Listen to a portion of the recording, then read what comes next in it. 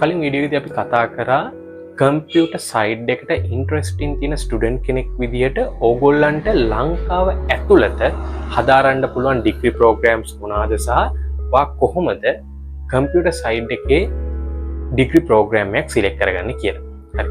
මේ වීඩියෝවේදී අපි කතා කරමු ඔයගොල්ලෝ සිලෙක්ට් කරගත්තේ කම්පියුටර් ඉන්ජිනියරින් ඩිග්‍රී ප්‍රෝග්‍රෑම් එක හරිනම් නැත්නම් වෙන අද කම්පියුටර් සයිඩ් එකේ ස්පෙસિෆික් ඒරියා එක ඩිග්‍රී ප්‍රෝග්‍රෑම් එකක් නම් ඒ සියලුම ඩිග්‍රී ප්‍රෝග්‍රෑම්ස් වල මේජර් සබ්ජෙක්ට් ඒරියාස් ගැන.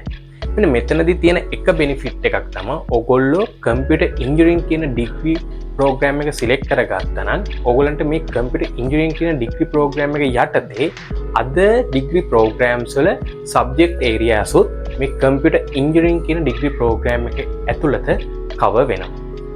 ඔයගොල්ලෝ දන්නවා කම්පියුටර් ඉන්ජිනියරින් ඩිග්‍රියක් IESL කියන රෙකග්නිෂන් එකත් එක්ක ඔෆර් කරන්න පුළුවන් ශ්‍රී ලංකාවේ තියෙන ස්ටේට් යුනිවර්සිටිස් 6යි තියෙනවා.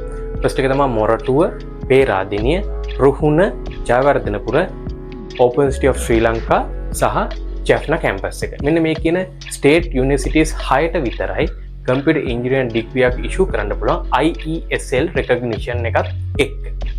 හරි. අපි බලමු මේ කම්පියුටර් ඉන්ජිනියරින්. මේ කම්පියුටර් කියන ඉන්ජිනියරින් කියන ඩිග්‍රිය මෙතනදී මේකේ අපිට මේජර් සබ්ජෙක්ට් ඒරියාස් 11කට කඩන්න පුළුවන්. මේ සබ්ජෙක්ට් ඒරියාස් 11ට කඩද්දී ෆස්ට් ඒරියා එක විදිහට අපිට කඩා ගන්න පුළුවන් කම්පියුටර් ආකිටෙක්චර්. නැත්තම් හાર્ඩ්වෙයාර් පාර්ට් එක කවර් වෙනවා මෙන්න මේ කම්පියුටර් ආකිටෙක්චර් කියන මේජර් සබ්ජෙක්ට් ඒරියා එකෙන්. මෙතනදී අපි කම්පියුටර් එකේ හાર્ඩ්වෙයාර් පාර්ට් එක කතා කරනවා, ආකිටෙක්චර්ස් ගැන කතා කරනවා. ඒ පාර්ට් එක සම්පූර්ණයෙන්ම මේ කම්පියුටර් ආකිටෙක්චර් කියන සබ්ජෙක්ට් ඒරියා එකෙන් කවර් වෙනවා. සහ දෙවෙනියට අපිට කතා කරන්න පුළුවන් ආටිෆිෂල් ඉන්ටෙලිජන්ස්. දැන් සාමාන්‍යයෙන් වර්තමානයේ තියෙන්නේ AI සම්බන්ධ සියලු දේවල්. ඒ නිසා මැෂින් ලර්නින්, ඩීප් ලර්නින්, එතකොට AI, නියුරල් නෙට්වර්ක් ඒ කියන දේවල් අපිට මෙන්න මේ කියන ඒරියාස් වලින් කවර් කරන්න පුළුවන්. ඊට තවත් තියෙන මේජර් ඒරියා එකක් තමයි software engineering කියන මේජර් සබ්ජෙක්ට් ඒරියා එක.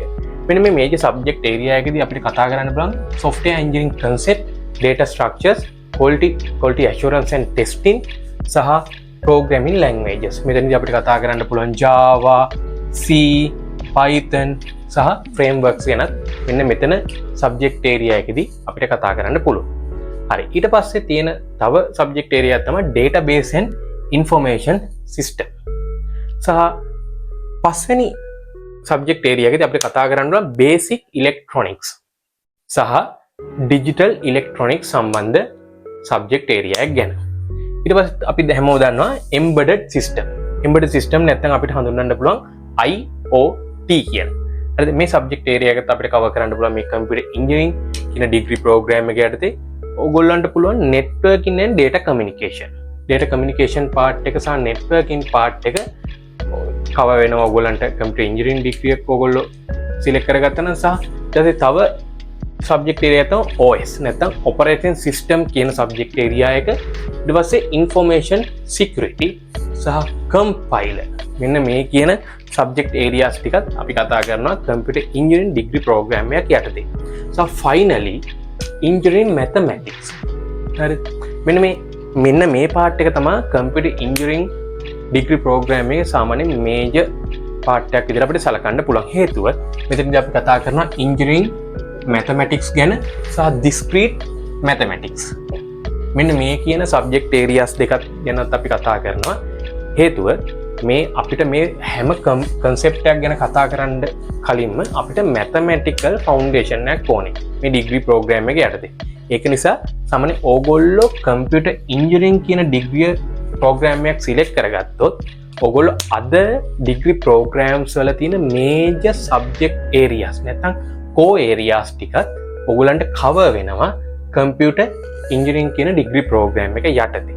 ඒ නිසා කවුරු හරි ආසාවක් තියෙනවා නම් information security side එක සම්බන්ධයෙන් ඩිග්‍රී එක ස්පෙસિෆික් කරන්න ඒගොල්ලන්ට පුළුවන් cyber security ඩිග්‍රී එකක් කරන්න.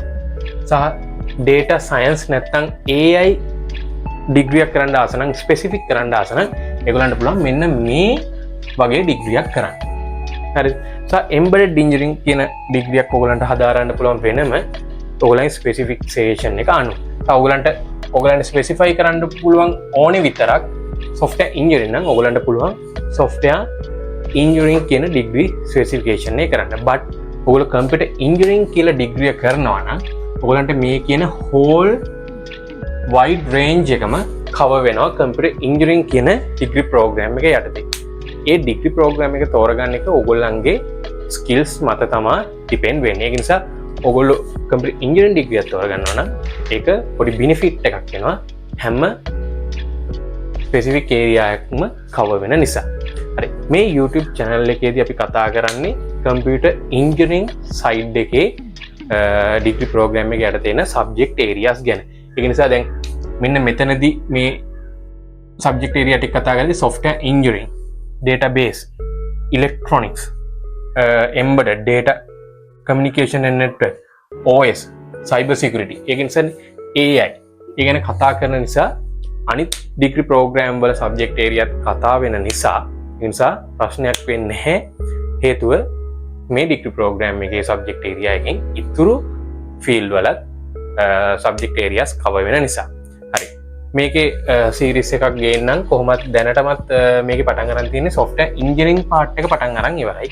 ඒකේ පල්ලෙහා videos ටික ඇති සහ ඊට පස්සේ පිළිවෙලට මේ ටික computer engineering, AI, software engineering මෙන්න මේ කියන circle එක cover කරලා දෙන්නම්.